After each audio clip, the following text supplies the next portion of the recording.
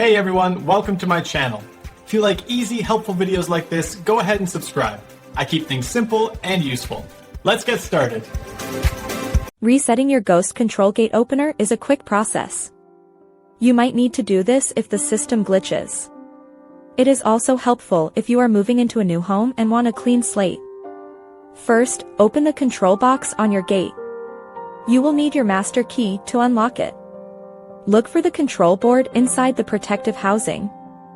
Find the button labeled Reset on the board. This button is small and usually red or black in color. Press and hold the reset button for about 5 seconds. You will see the lights on the board flash rapidly. This means the system is clearing its memory. Release the button once the lights stop blinking. Now, turn the power switch to the off position. Wait for 10 full seconds before turning it back on. This ensures a fresh start for the internal hardware. Your gate is now at factory settings. You must reprogram your remotes and keypads. Follow the standard pairing steps for each specific device. You also need to set the open and close limits again. This tells the gate exactly where to stop. Use the Learn buttons to guide the gate arms safely.